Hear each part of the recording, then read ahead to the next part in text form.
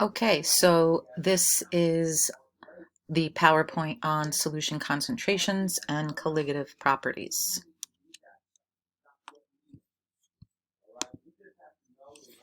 So concentration is defined as the measure of how much solute is dissolved in a specific amount of solvent or solution. Remember on the board the other day, I specifically said that the solute is the substance present in the smaller quantity and the solvent is the substance present in the larger quantity. For purposes of this class, most of the time, our solvent will be water. So we can describe this qualitatively, meaning what it looks like. We can describe the dissolving process. There's a lot of terminology in this unit that you have to understand the vocabulary words. So the first two are concentrated versus dilute. So concentrated means that there is a large amount of solute per unit solvent, whatever we're doing. And dilute means that there is a relatively low amount of solute per unit volume. And then we can also describe the solution quantitatively. If you remember, quantitatively refers to a number. So we're going to learn 4 formulas, which are all on the back of your reference table. Molarity, percent by mass, and percent by volume are basically the same formula, the same setup, part over whole times 100, but we only list percent by mass on the back of the reference tables, and parts per million, which is also on the back of the reference table.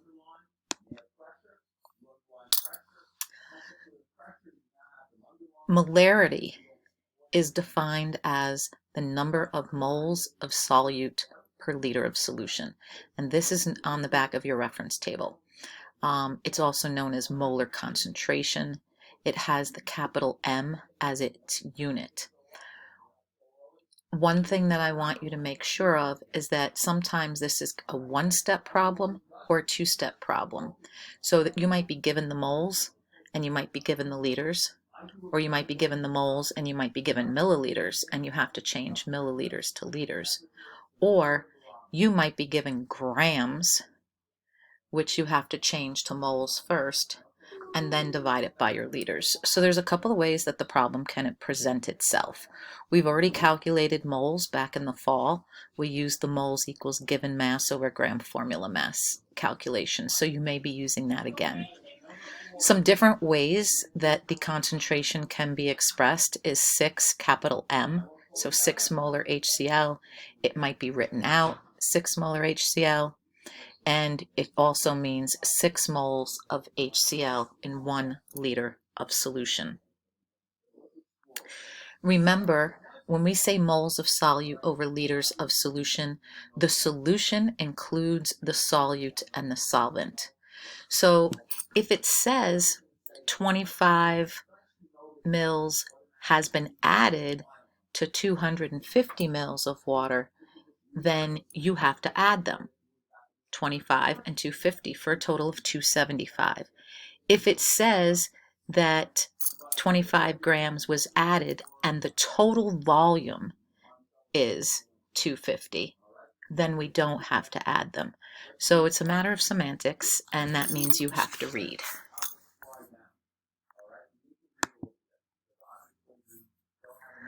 Molarity. Okay. A 100.5 milliliter intravenous solution contains 5.10 grams of glucose. What is the molarity of this solution? The molar mass of glucose is 180.16. So, I actually have to find a way to write this out.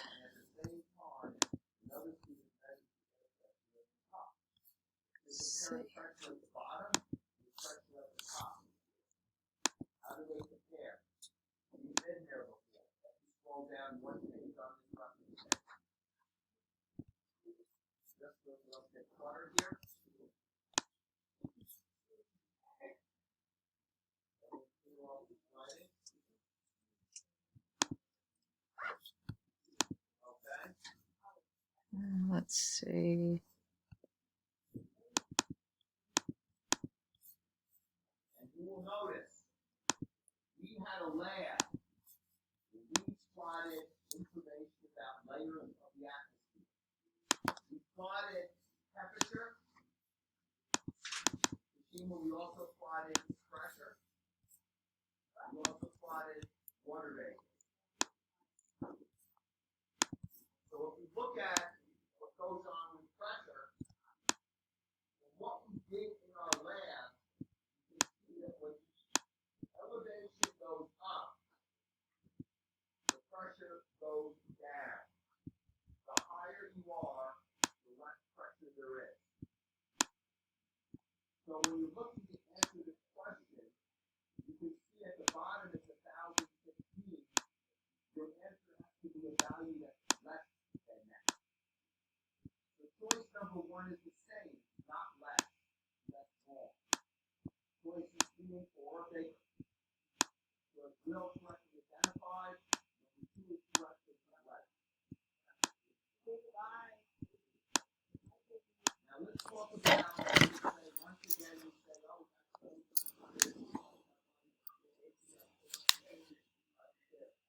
let's consider applications of this everyday life.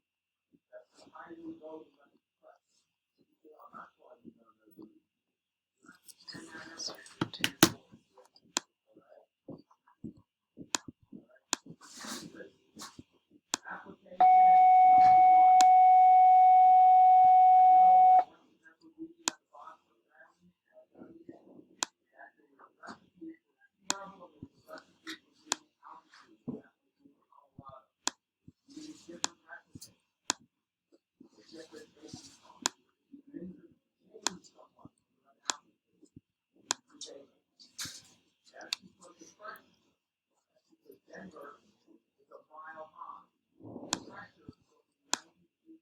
You're fine, I'm not recording. I have a few questions left. Okay, I'll see you later.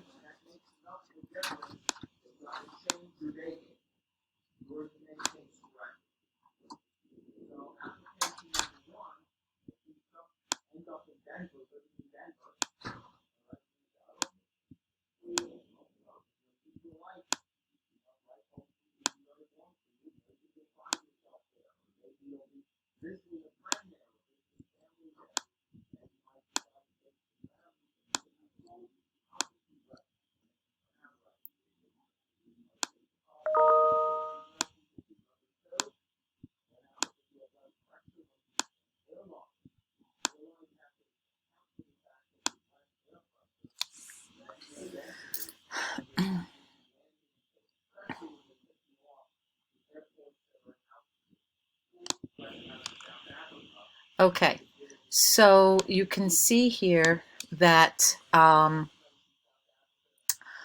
find moles, right, I did moles equals given mass over gram formula mass. So that's 5.10 grams divided by the given mass of 180.6, right? That's the mass of glucose, C6H12O6. How did I get that? Well, there's 6 carbons in glucose times the mass of carbon, which is 12. There's 12 hydrogens times the mass of 1 and 6 oxygens times the mass of 16. So you might not always be given the molar mass. You might have to calculate the molar mass. So I came out with 0.028 moles when I did that. Now, molarity is moles over liters. I'm not given liters. I'm given milliliters. So I have to change milliliters to liters. Well, 1 liter equals 1,000 milliliters. So if I divide 100.5 by 1,000, I get 0.1005. So now, technically, and I've got to reduce the screen, I'm sorry.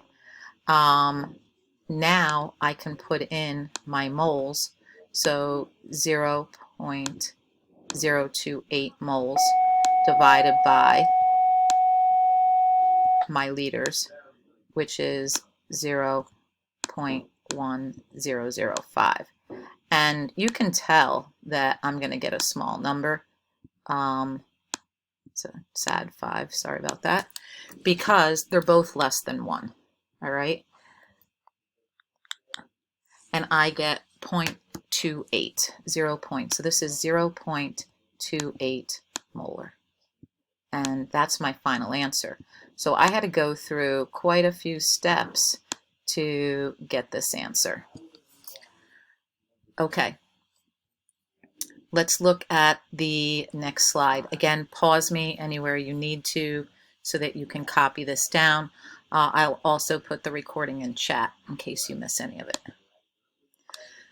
So in this case, it says, what is the molarity of an aqueous solution containing 40 grams of glucose in 1.5 liters of solution? So we already know that glucose from our previous page has a molar mass of 180.16. So 180.16 grams per mole. So we can use this as a conversion factor, right? So I want you to pause me. I want you to find your moles using the 40 grams and then calculate your molarity and then see what you get.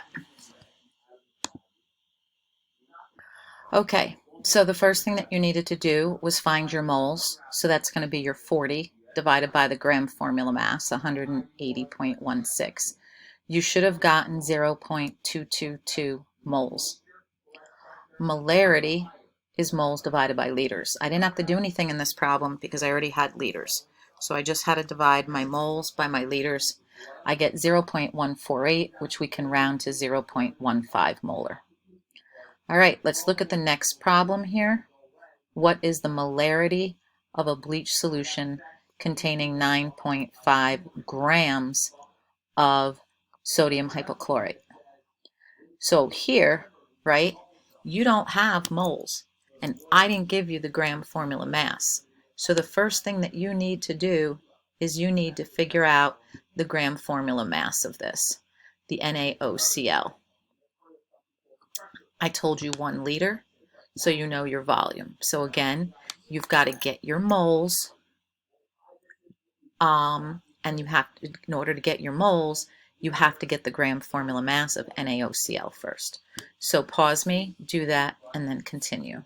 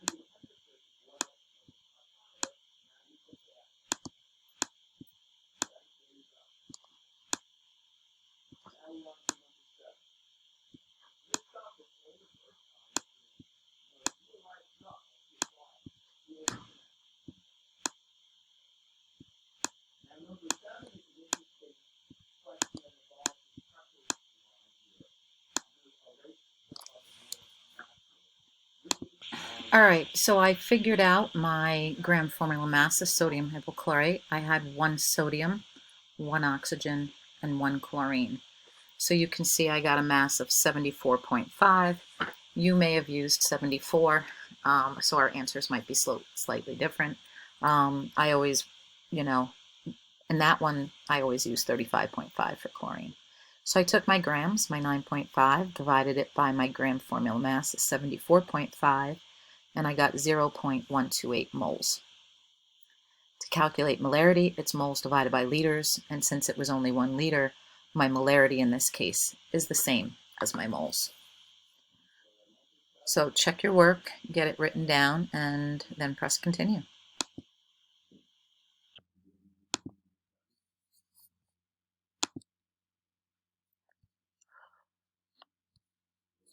What is going on?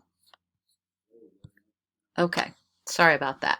So I calculated my sodium hypochlorite gram formula mass. I had 1 Na at 23, oxygen at 16, and chlorine at 35.5. I always use 35.5 for chlorine. Some of you may have used just 35. So I got 74.5. I then take my grams, divide it by my gram formula mass to get my moles. So 0.128 moles, and my molarity is moles over liters, and since we only have 1 liter right now, my molarity is the same as my moles. Okay, so percent by mass. This is the ratio of the amount of solute to an amount of solution. The solute is the things present in the smaller amount. The solution is the combination of the solute and the solvent. The formula is slightly different on the back of your reference table. It says percent composition, which is the same thing, and it says mass of part over mass of whole. So mass of part over mass of whole is exactly what this is saying, but using the words solute and solution. It's calculated exactly the same way.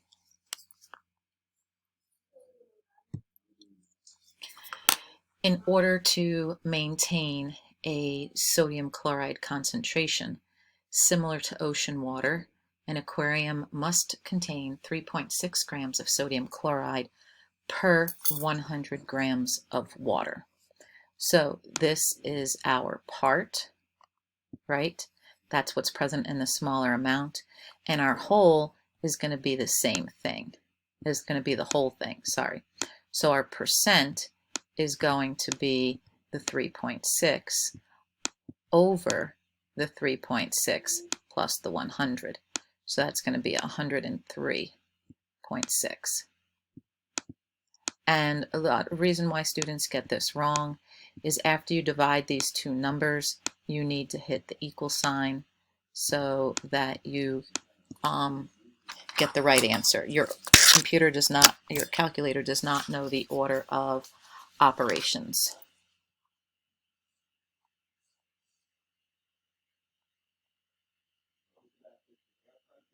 So I get 3.47, which can round to 3.5%.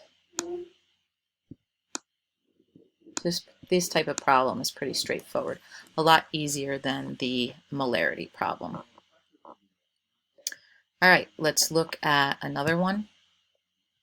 What is the percent by mass of sodium hydrogen carbonate in a solution containing 20 grams of sodium hydrogen carbonate dissolved in 600 grams of water? Again, identify your part. Your whole is the entire thing. So we're going to put 20 over 620. So percent equals 20 grams divided by 620 grams times 100.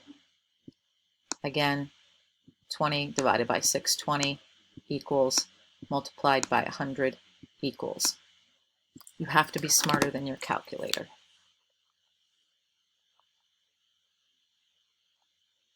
And I get 3.23%. We'll just leave that as 3.2%. All right, so the next problem is probably the hardest. It says I have 1,500 grams of bleach. The percent by mass of the solute, the sodium hypochlorite, is 3.62. They want to know how many grams are in the solution. So they gave us the percent. Okay, so this is where manipulating an equation, hopefully you've all learned PEMDAS, right? We're going to do reverse order of operations. So here's my X, and here is my 1,500. That's my solution. And I have to solve for X. Okay? So remember that this is times 100 out here. So we don't have any parentheses, we don't have any exponents, we have multiplication. The opposite of multiplication is division. We're going to divide both sides by 100. Okay? So this is going to cancel. So now I can just cross multiply and divide. Okay, I'm going to do 3.62 times 1,500. All right, lost my decimal in there. And I'm going to show you that off to the side for some of you that are a little bit challenged by the math. That's going to give me 5430. So I've got 5430. That's 3.62 times 1,500. And that's going to equal 100 times x, 100x. So now to just get x by itself, I am going to divide both sides by 100.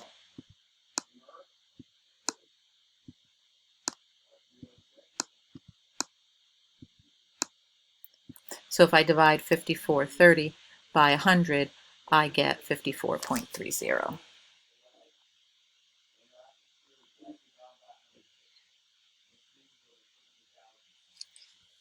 So x equals 54.3 grams of the sodium hypochlorite. So again, when you get this type of problem, you have to remember to divide both sides by 100 and then just do your cross multiply and divide. All right, parts per million. This is on the back of your reference table. Parts per million is a concentration formula, and it is the mass of the solute over the mass of the solution. So does it sound familiar? Because we just did mass of solute over mass of solution when we found percent composition, but we multiplied it by 100. Now it's parts per million. So what do you think we're multiplying it by? We're multiplying it by 1,000,000. So this is also 1 times 10 to the 6th. For those of you that are savvy with your calculator, you don't have to put in the 1 with all those zeros. We use this for very dilute dissolutions. So if checking the chlorine level in your swimming pool, you would take some of your water, or checking the numbers of ions in your drinking water. Okay, so approximately 0.0043 grams of oxygen can be dissolved in 100 grams of water at 20 degrees Celsius. Express this in terms of parts per million. So my ppm is going to be my grams of solute, which we know is the ones present in the smaller amount. So my 0.0043 and over my grams of solution. So grams of solution, right, is going to be both combined. So that's going to be 100.0043. And I want to explain something to you, because students have asked me, well, 0.0043 is such a small number. When you actually calculate the answer, if you left the 0.0043 out, it wouldn't make a difference in your final answer because it's so small. And you are correct, which is why the Regents always ask to see this type of problem as a numerical setup, but you do not have to calculate the answer. Because if you do not have that solute added to your solvent in the bottom, in the denominator, in the solution, you will not get credit. All right, so let's do the math on this. 0.0043 divided by 100.0043 equals, and we're going to multiply that by 1,000,000, or 10 to the 6th. And I get 42.99. So we can basically say that's approximately 43 parts per million.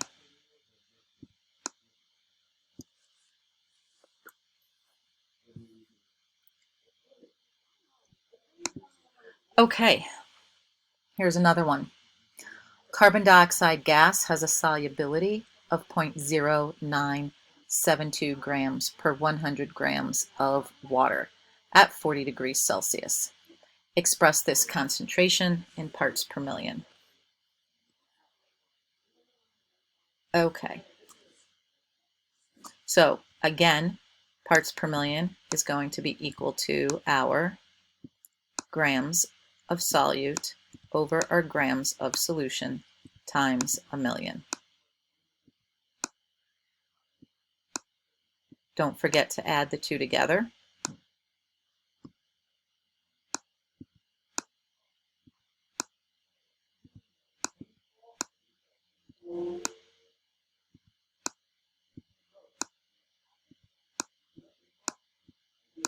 And I write 10 to the 6 just because it's easier for me.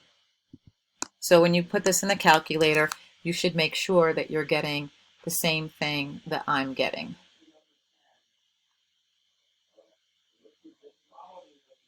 And then don't forget to multiply it by 1,000,000. And you should get 971 parts per million. I'm just going to check my answer one more time because that seems like a large number, but it is a practice problem. 0.0972 divided by 100.0972 times 1,000,000. Yes, that is correct. All right. Again, here's that weird oddball problem. A substance has a solubility of 350 parts per million. How many of the grams of the substances are present in 1,000 grams of a saturated solution? So they gave us the 350 parts per million, and they told us that it's 1,000 grams of solution. So that's going to be our denominator. And we have to find our solute. And remember that this is times 10 to the 6th. So just like before when we were talking about the percent problem, okay, we have to get rid of this times 10 to the 6th. So we're going to divide both sides by 10 to the 6th. So I'm going to divide both sides by 10 to the 6th. So this is going to cancel. And this is going to give me 350 times 1,000 equals basically 1,000,000x. So 350 times 1,000, I get 350,000. I'm going to divide that by 1,000,000, and I get 0.35. So my parts per million equals 0.35. Not parts per million, excuse me, my grams. I forgot we were solving for grams. So my x equals 0.35 grams.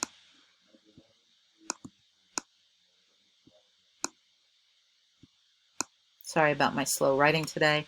I'm on the Mac, which is not touchscreen because the iPad is home. All right. I have 3 more slides, and I'm just going to talk to you, or actually maybe 4 more slides, and I'm just going to talk to you about them. So colligative properties. Colligative properties, these are physical properties That's important that you know that. Colligative properties are physical properties. And it's affected by the number of particles that I have.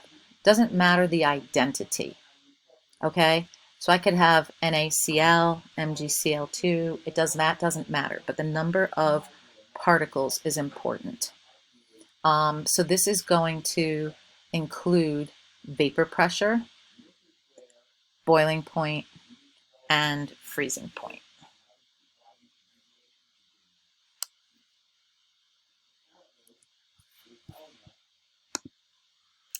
So vapor pressure lowering. So let's talk about what vapor pressure is first. So vapor pressure is the pressure exerted by liquid particles that have escaped the liquid surface and entered the gas state. So down below here you see that you have a liquid, right? And some of them that are near the surface have escaped and turned into the gas state. That's called vapor pressure, okay? And it's the pressure created by those gas particles that are now on top. If I add a solute, right? So let's say this is water and I add salt to it, okay? If I add salt, which is my solute, it is going to lower the solvent vapor pressure. And that's because the solute has less surface area and it's going to lower the vapor pressure. Okay, so here's our answer to that question. I'm going to blow this up. You can see this. And you'll really think of this question model. Alright, figure that you know on the board. At this point, hopefully everybody can see this. So let's take a look at what we're seeing right here in focus.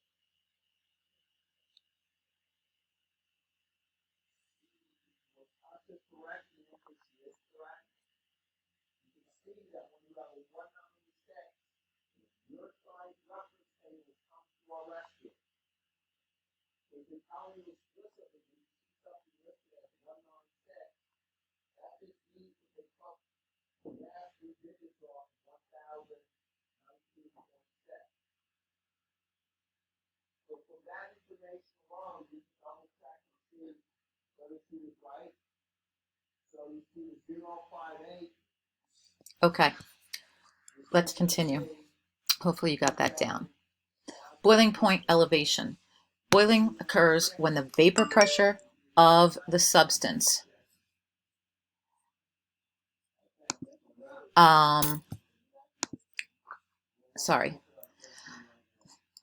boiling occurs when the vapor pressure of a substance is equal to the atmospheric pressure. So adding a solute lowers the vapor pressure, as we said, so more energy is needed to increase that vapor pressure. So the boiling point elevation is the difference between the actual boiling point of a solution and that of the pure solvent. So in order to get that solution to boil, right, we need more energy.